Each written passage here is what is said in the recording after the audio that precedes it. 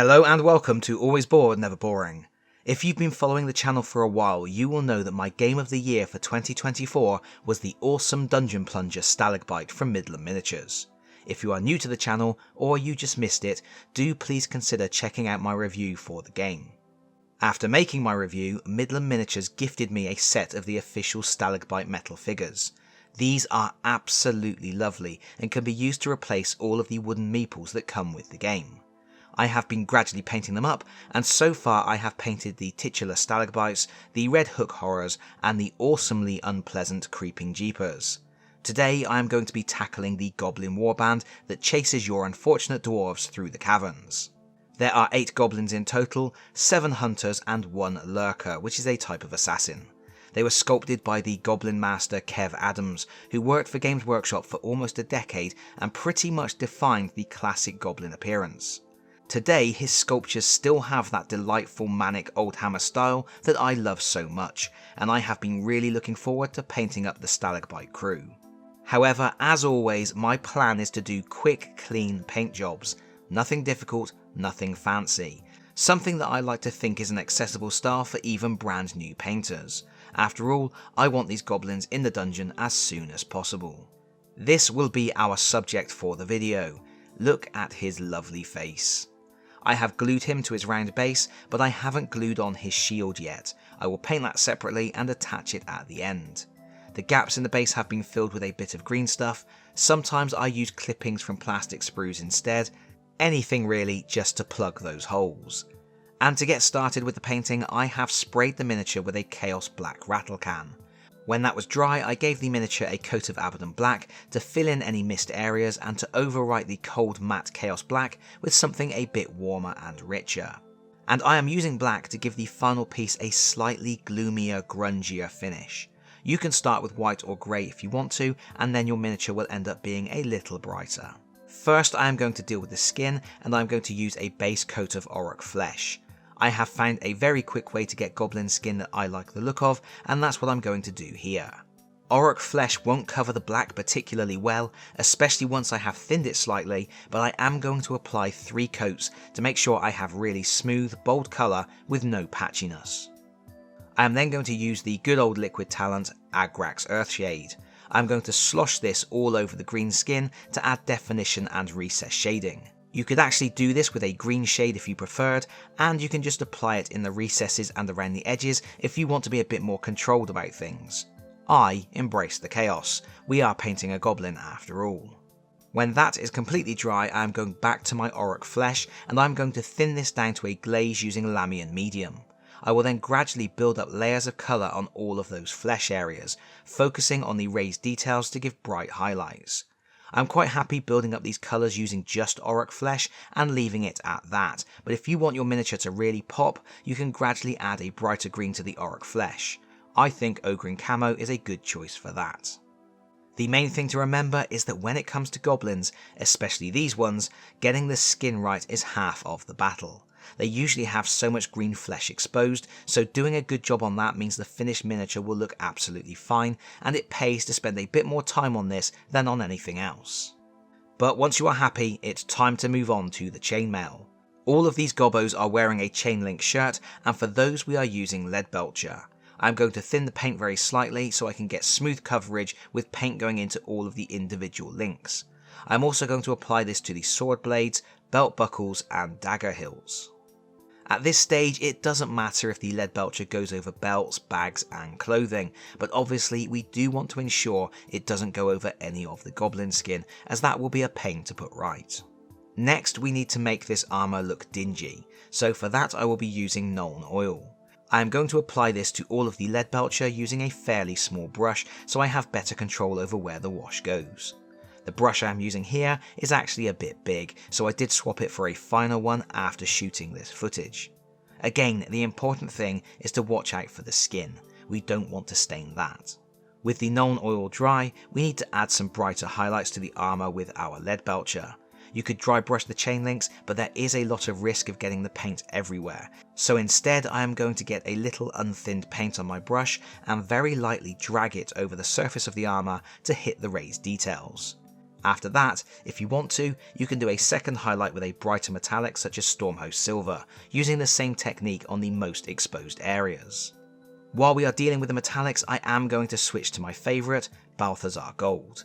I'm going to use this on any of the other metal elements, metal belts, sword pommels and wristbands. One coat should be enough as long as you don't thin the paint too much.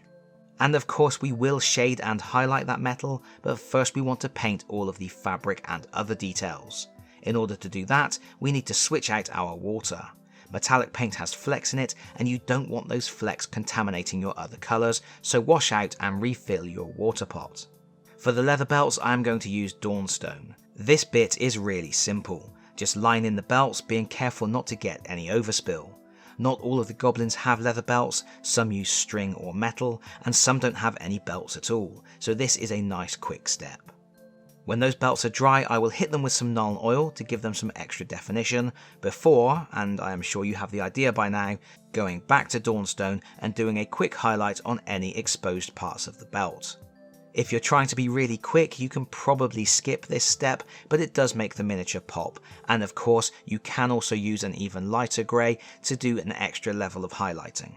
For everything else, we are going to use brown, starting with Steel Legion Drab. Now you don't have to do this, you could use brighter colours, let your goblins make a bold statement, but I want my goblins to be sneaky little gits, so I am keeping their colour scheme drab. The Steel Legion Drab is going to go over all of the goblin's clothes, including his lovely coif and his designer sandals. I am thinning the paint slightly and applying 2 coats as usual for smooth, clean coverage. I am then going to switch to another favourite, Zandri Dust, and I will be using this for any other details like bags, bag straps, sword handles and sheaths. Again, you can mix up the colours here if you want to, but to keep this process quick and to ensure maximum sneaking from the gobbos during gameplay, I didn't bother. At this point we have nearly all of the colours on, but we have some more shading and highlighting to do. So for the second time, we are grabbing the Liquid Talent Agrax Earthshade. We are going to apply this to all of the Balthazar Gold, Steel Legion Drab and Zandri Dust. This will bring out the details and will also help to give us clean, clearly defined lines between things like the bag straps and the chainmail. Once the Agrax is dry, it's time to highlight with the same 3 paints, thinning them down with Lamian Medium and gradually building up layers of colour. And you can keep going with this for as long as you like, layering up your Balthazar Gold, Steel Legion Drab and Zandri Dust, adding a touch of a brighter colour to each as you go if you want a really bold finish. When you are happy, it's time to do the bit everybody loves, the teeth and the eyes. Teeth first. I am using Screaming Skull for this to give them an off-white yellowish look. I am thinning the paint down and I am going to use an insane detail brush from Army Painter. As carefully as possible, I am just going to touch each tooth. I don't need to completely paint the whole surface area, I just want to give the impression of the teeth. And then the eyes. You could do these yellow, even red. I am going for a more cartoony look and I am going against my normal recommendation of a muted off-white colour. I am using Marrow White from P3. This will need to be thinned and then I'm going to use my insane detail brush to apply a small amount of white to each eye, trying to be as focused as possible. Less is more here, so don't get frustrated and be tempted to overload your brush. Afterwards I will switch to Abaddon Black using my Psycho brush from Army Painter, and as carefully as possible I will dot in some black pupils. I tend to try to make my miniatures look off slightly to one side. It's a bit easier and you are less likely to end up with a model that looks like it's staring, which will happen if you can see the white all around the pupil. We still have bases to do, but before we get to that, we should look at the shields. I have superglued each one to a cocktail stick. This is so I have something to hold on to, and when the shields are drying, I can jab the end of the cocktail stick into a bit of foam packing material. For painting, I have started by base coating them with black, and we can do the easiest paint job ever on these. First, 2 coats of Zandri Dust. I have thinned the paint slightly to make sure it gets into all of the rough details of the wood. Then I'm going to switch to Leadbelcher for the iron banding. 1 slightly thinned coat of that should be enough for good coverage. And then, for the 3rd time in this video, it's Agrax Earthshade. I will apply a coating of this to the whole shield, front and back, before going back to the Zandri Dust to do a dry brush highlight. When you are dry brushing, you get some paint on an old brush or a special dry brushing brush. Don't use your best brushes, as this will knacker them. You wipe most of the paint off on a paper towel, and then you whip the bristles over the surface of the miniature to leave a fine dusting of paint on the raised details. When the shields are dry, we can break them off of the cocktail sticks and glue them to the goblin hands with super glue. Then we just need to do the bases. For these, I am going to start with Astro Granite, which is a texture paint. I will apply this using an old beaten up Citadel starter brush, about the only thing those brushes are good for. I want to cover the top of the base, but not the sides. When that is thoroughly dry, I will use Balor Brown to recolour the grey to something more suitable for the Stalagbite board tiles. That will then get a wash of Seraphim Sepia to give it some depth and to enhance that nice yellowish brown colour. Next, I will go back to Balor Brown to do a dry brush, which will help to define the textures even more.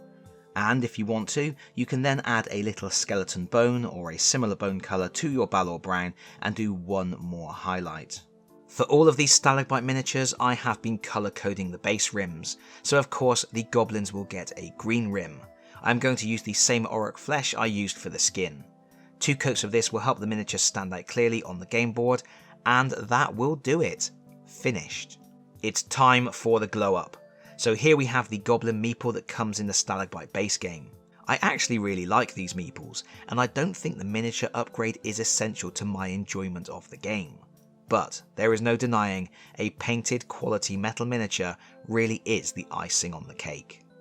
And of course I didn't just paint one of the goblins, I batch painted all 7 of the hunters.